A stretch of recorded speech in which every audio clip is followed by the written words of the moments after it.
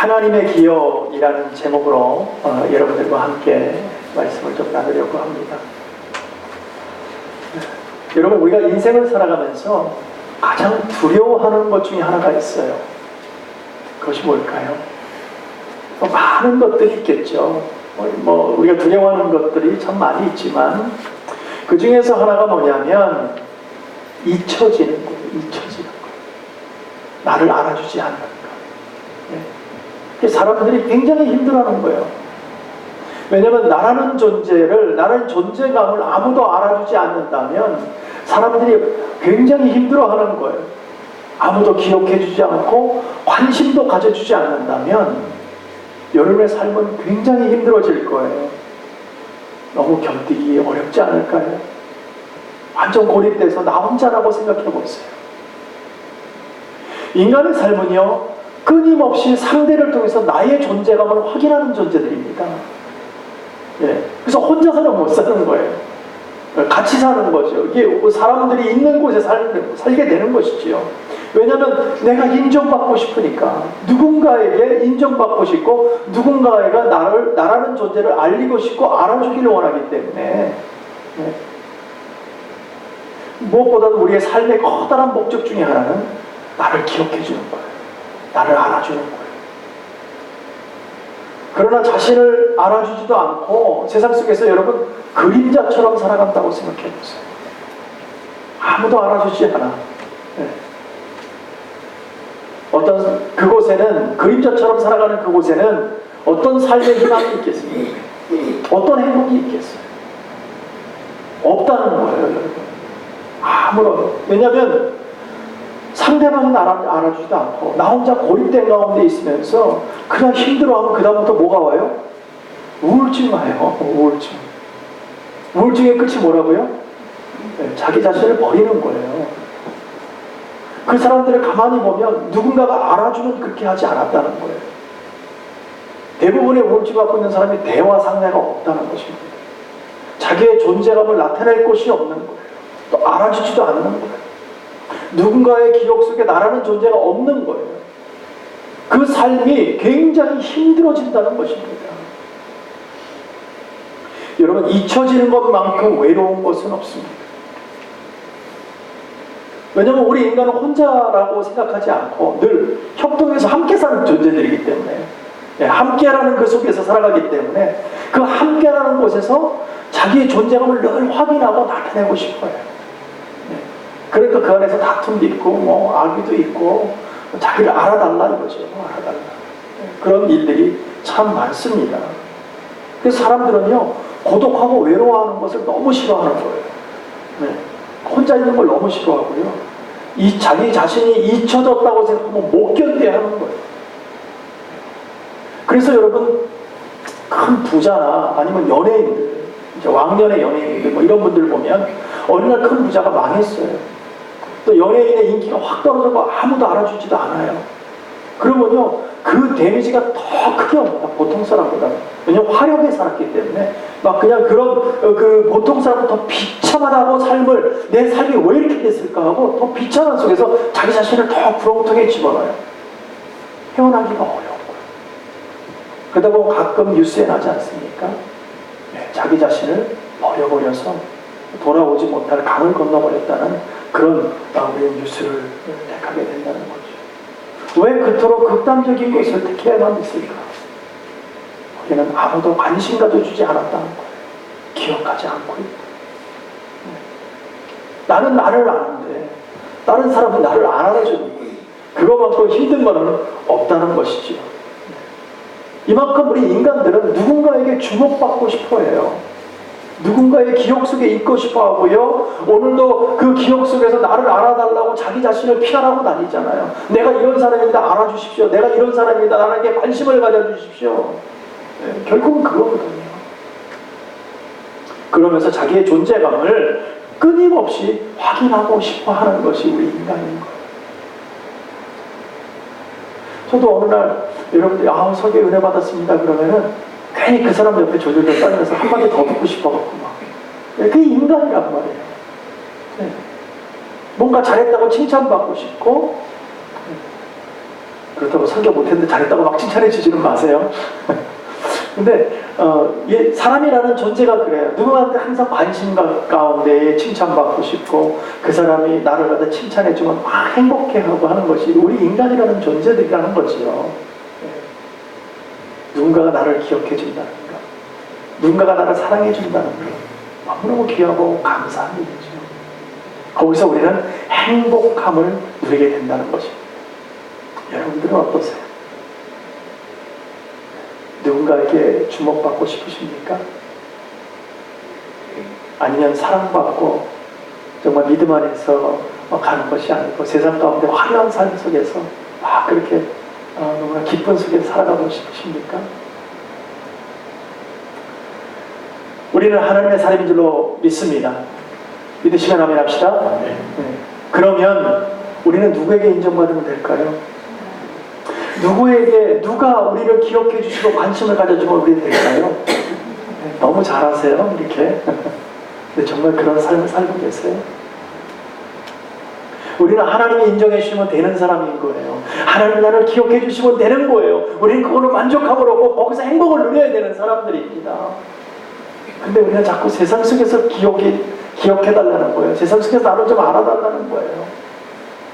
그것이 우리가 첫 번째 잘못하고 있는 오류라는 거지요.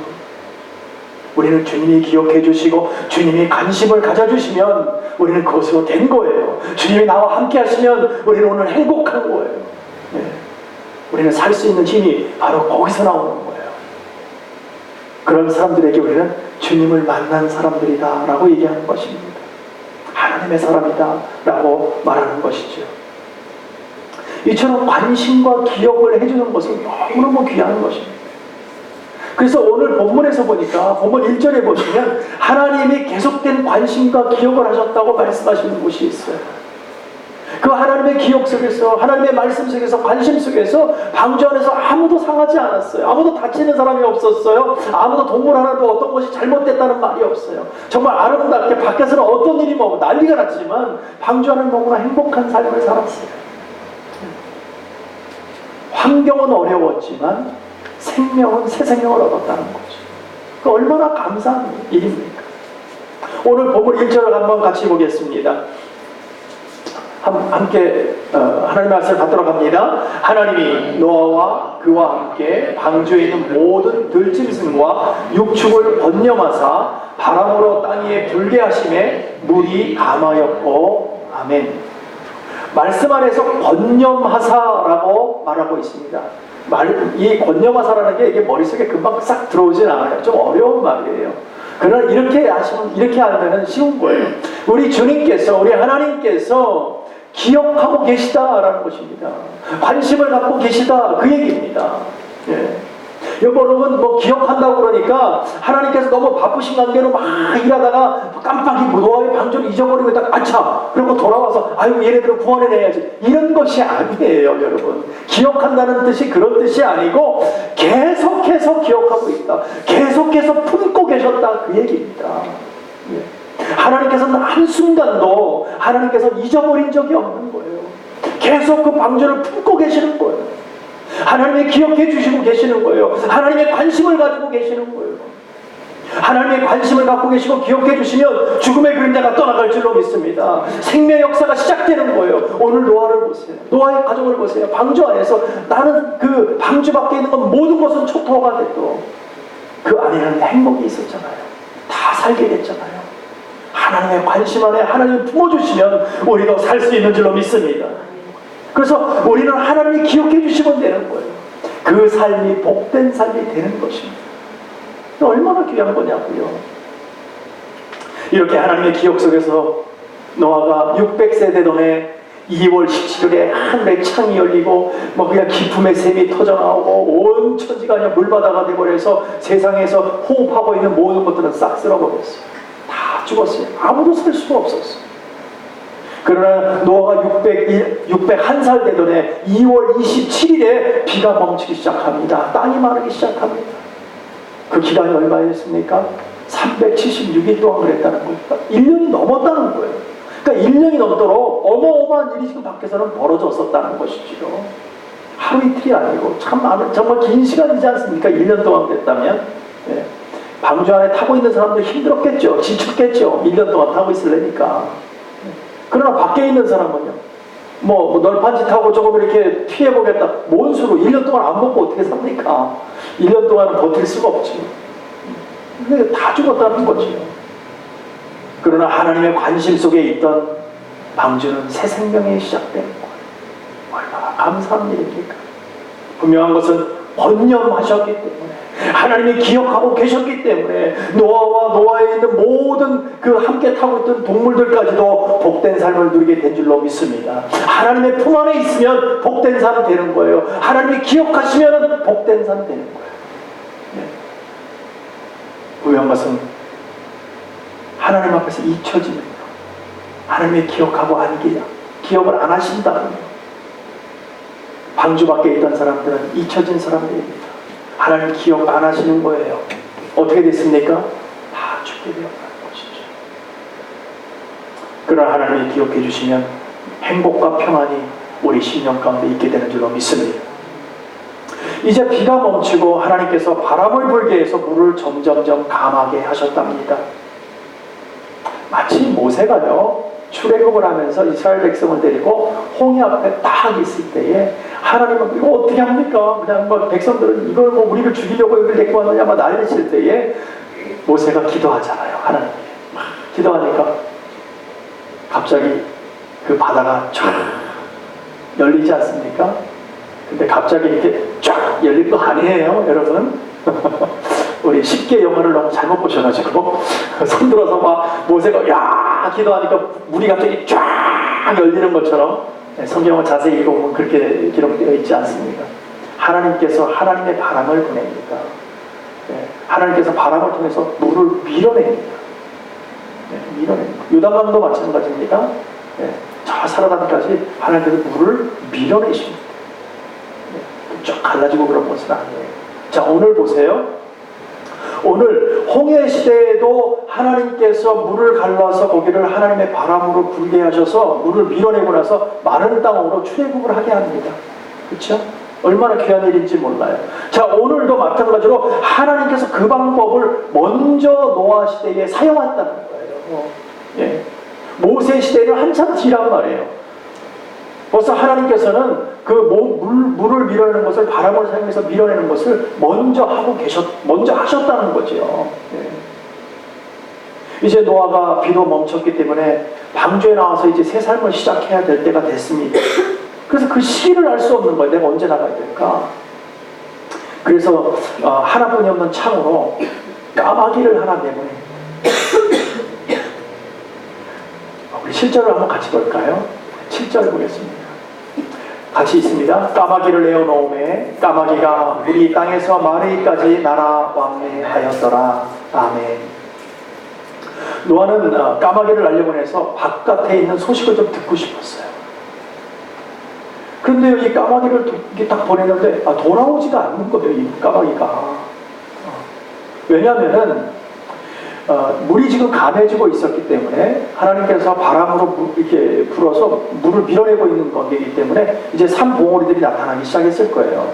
그러니까 까마귀가 지나가다가 앉을 수가 있어요. 쉴 수가 있어요. 뿐만 아니라 지금 많은 시체도 있었고 별게 다 있었겠죠. 까마귀는요, 시체를 먹습니다. 죽은 것을 썩은 것을 먹습니다. 그렇기 때문에 먹을 것이 충분한 거예요. 그러니까 방주 안으로 돌아오지를 않는 거예요. 밖에서 얼마든지 자기가 살아갈 수가 있으니까 쉴 수 있는 곳이 있죠, 먹을 것이 있죠. 안 들어가고. 궁극적으로 노아가 까마귀를 날려보낸 그 목적을 이루지 못했습니다.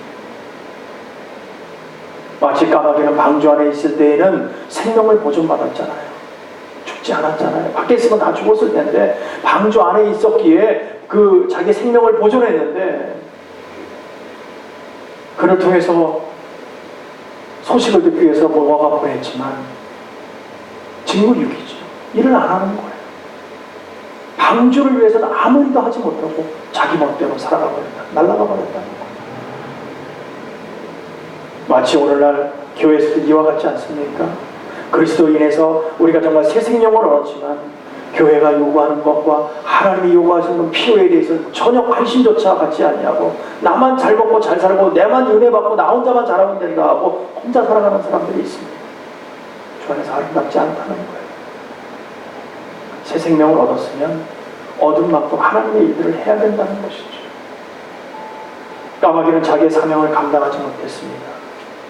노아가 그토록 기다렸던 바깥 소식을 가져오지 않았어요. 한마디로 뭐예요? 실패한 거죠. 그래서 이번에는 비둘기를 보냅니다. 예. 비둘기는요, 보통 어디에 사냐면은 이런 골짜기나 평야에 이렇게 삽니다. 예. 근데 비둘기를 딱 놀려봤는데 아직 그곳에 물이 차 있었던 거예요. 아직까지 거기까지는 드러나지 않은 거예요. 그 비둘기가 자기가 날아다가 갈 데가 없는 거야. 아이고, 내가 쉴 것은 방주뿐이었구나. 내가 돌아가야, 노아한테 돌아가야 살겠구나 하고 돌아왔어요. 네. 아직까지도, 그러니까 노아는 어떻게 생각했어요? 아, 땅이 골짜기나 아직 평야에 아직까지 물이 있구나. 얘가 아직 내리질 쉴 수 있는 곳이 없어서 돌아온 거 보니까 아, 아직까지는 안 되겠구나 라고 알게 된 거죠. 비둘기를 통해서 그 소식을 알게 된 것입니다.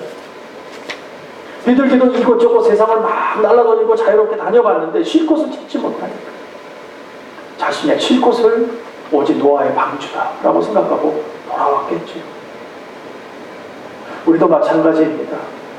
우리가 세상의 것을 가지고 모든 계획을 잘 될 것이라고 생각하면서 때로는 교회를 떠나 세상을 배회할 때가 있습니다.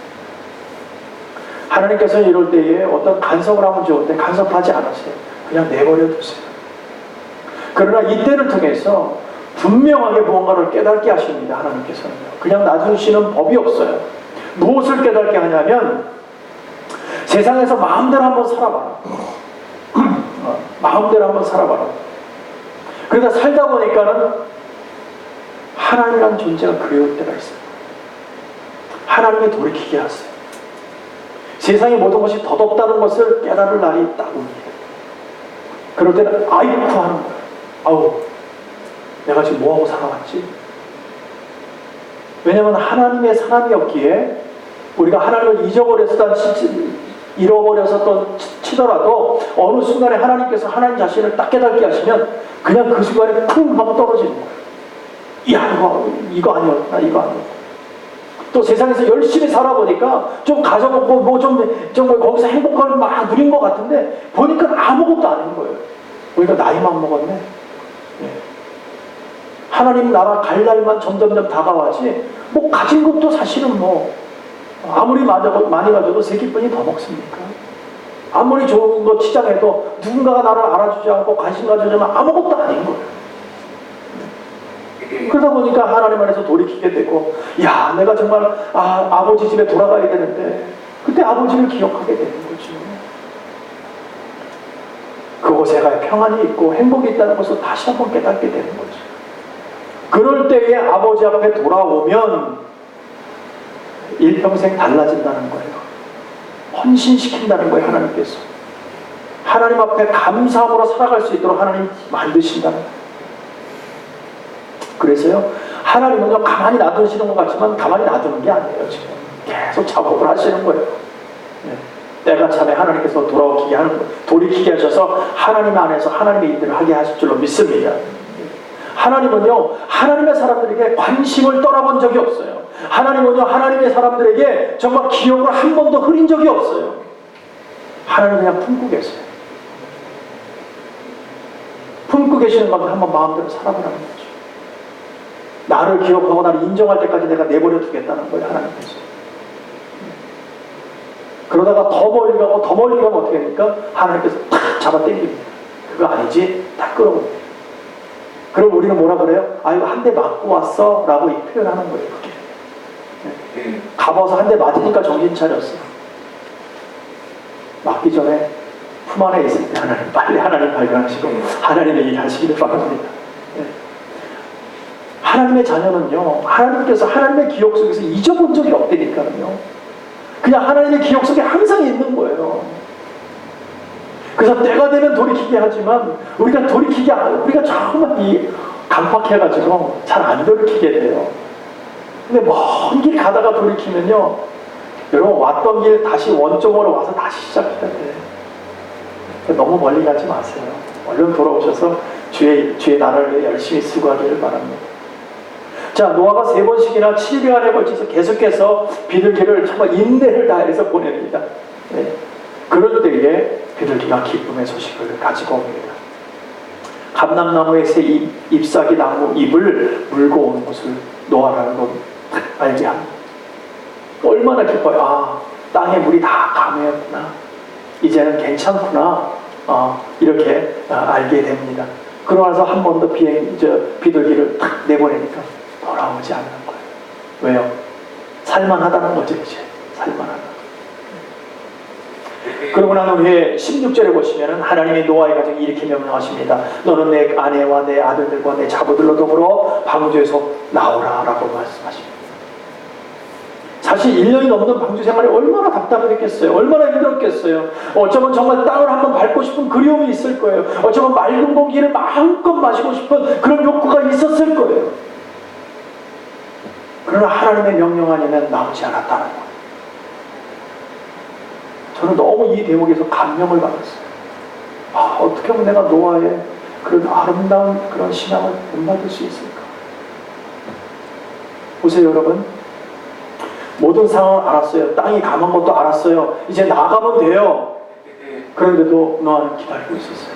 하나님의 엔서를 기다리고 있었어요. 내가 분명히 봤다는 거죠. 아니, 알게 되었다는 거예요. 문 열고 나가면 돼요. 그래도 죽지 않아요. 물 다 어디 다 빠졌어요. 그런데도 참고 있었어요. 하나님께서 말씀하시면 나가면 기다렸어요. 우리 같으면 튀어나가지 않겠어요? 우리 같으면 다 끝났으니까 내 힘대로 또 소라보겠다고 나가보지 않겠어요? 1년이 넘도록 그 안에 갇혀 있었는데 이제는 괜찮다는 것도 알았는데 그럼 우리 나가지 않겠냐는 거예요. 노아는 나가지 않았어요. 하나님의 명령하실 때까지 기다렸어요. 정말 순종의 사람이었던 것 같아요. 정말 믿음의 사람이었던 거예요. 저는 너무 도전을 받았어요. 저는요, 기도하고 뭔가를 만들어지게 되면 이게 맞는 거구나 라고 생각하고 제가 막 해보려고 하지 않습니까? 여러분도 마찬가지 아닙니까? 기도하다가 뭔가가 따라가 이거 하나님이 나한테 주신 거야. 그래서 막 하려고 하지 않습니까? 헌번받지 않아요, 오히려. 노아를 보십시오. 다 알게 되었지만 기다렸다는 거예요. 하나님이 지금이야. 나가라. 그럴 때까지 기다렸던 노아를 보십시오.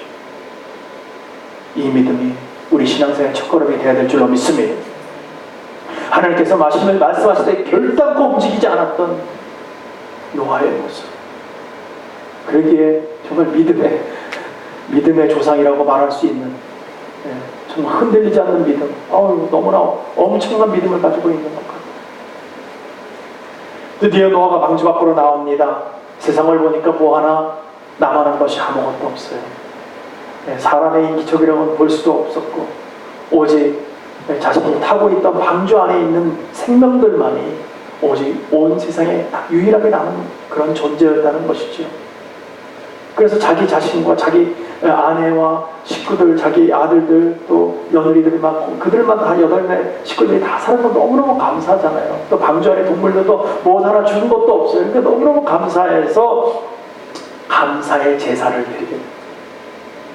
20절입니다. 노아가 여호와를 위하여 단을 쌓고 모든 정결한 짐승 중에서와 모든 정결한 새 중에서 취하여 번제로 단에 드렸다라고 말씀하고 있습니다. 사실 여러분, 이때에 지금 이스라엘 백성이 출애굽하고 나서 그 다음에 하나님께서 십계명도 허락하시고 제사법도 허락하시잖아요. 근데 그 전이란 말이에요. 지금 제사법을 어떻게 알았을까요? 오늘 노아를 보니까 정말 하나님을 기억하면서 감사함으로 제사를 드렸다는 거예요. 분명한 제사법도 없는데 말입니다. 노아는 믿음으로 하나님께 드릴 제단을 쌓고 그랬어요. 정결한 짐승을 잡아서 제사를 드렸다. 노아의 제사를 본 인류가 다 죽은 가운데 오직 자기와 자기 가족만 살았다는 것이 너무 감사했던 거죠. 그 얘기 뭡니까? 전적인 하나님의 구원하십니다. 전적인 하나님의 우리에게 허락하신 새 생명이다라는 것을 깨닫고 나서, 은혜라고 깨닫고 나서 하나님께 올려드리는 제사였던 것이죠. 뿐만 아니라 내가 일평생 이제는 하나님만을 위해서 살겠다는 서원의 표시 아닙니까? 우리도 하나님을 만났으면 하나님의 일로 하나님께서 원하시는 일들을 해나가는 것이 첫 번째예요. 두 번째는 내가 일평생 하나님 앞에 살겠습니다 하는 게 두 번째 아닙니까? 우리는 그렇게 마음 가운데 단을 쌓고 하나님께 영광 돌리는 저와 여러분에게 간절히 축원합니다. 계속해서 22절에 보면 땅에 있을 동안에는 심음과 거둠과 추위와 더위와 여름과 겨울과 낮과 밤이 쉬지 아니하리라 라고 말씀하고 있습니다. 땅이 있을 동안만이라는 거예요. 그렇다면 이 땅은 언젠가는 없어진다는 거예요. 지금 창세기 벽부터 얘기하는 것이 뭡니까? 이 땅이 언젠가는 없어질 것을 말하고 있습니다. 이 땅은 유한한 것이라는 거예요. 영원치가 않다는 거예요. 그러나 이 땅에 있는 동안에는 하나님의 섭리를 계속 허락하시겠다고 약속하시는 줄로 믿습니다. 언제까지요? 주님이 다시 오시는 그날까지입니다. 그때까지는 우리 믿음 안에서 인내하며 하나님의 섭리를 보는 저와 여러분 되기를 간절히 소원하고 축원합니다. 그래서 야고보 사도가 정말 귀한 말씀을 하셨어요. 야고보서 5장에 보니까 우리 함께 읽기를 원합니다. 시작합니다. 그러므로 형제들아 주의 강림하시기까지 길이 참으라. 보라 농부가 땅에서 나는 귀한 열매를 바라고 길이 참아 이른 비와 늦은 비를 기다리나니 너희도 길이 참고 마음을 굳게 하라. 주의 강림이 가까우니라. 아멘. 주의 오신 날 멀지 않았습니다. 우리는 말세라고 그러지 않습니까? 말세 중에서 어디에 산다고요? 말세 집 안에 산답니다. 이제 주님 오실 날 멀지 않았는데 여러분들 어떻게 살기를 원하시냐는 거죠. 정말 믿음으로 은혜로 주님만 바라보는 삶이 되기를 원합니다. 사랑하는 성도 여러분, 방주는 부활의 상징인 줄로 믿습니다. 방주 밖에는 다 죽었지만 방주 안에서만은 살 길이 열렸다는 것이죠. 그곳 바로 방주, 하나님 허락하신 그 방주, 주님이 핏값으로 세운 그 방주가 어디입니까? 바로 교회 아닙니까? 우리가 섬기는 바로 이곳 아닙니까? 우리가 비록 신앙생활을 어렵고 힘들고 정말 지친다 할지라도 구원의 방주인 교회에서 우리가 열심히 수고하고 하나님께 기도하고 하나님께 찬양하고 하나님을 위하여 애쓰고 수고하는 재단을 쌓을 때에 하나님께서는 우리를 잊어버리지 않냐고 기억해 주실 줄로 믿습니다. 영원한 생명을 우리에게 허락하실 거예요. 영원히 우리를 붙들고 계실 거예요. 하나님 기억 속에 영원히 우리의 심령을 새기실 거예요. 그래서 천국 가는 그날까지 우리를 책임질 줄로 여러분 꼭 믿으셔서 오늘 다시 한번 하나님을 위하여 결단하고 헌신하며 우리에게 주어진 이번 달 또 10월 한 달을 하나님께 영광 돌리는 그 믿음 안에서 빛과 소금을 다하는 저와 여러분 되시기를 간절히 축복하고 축원합니다. 기도하겠습니다.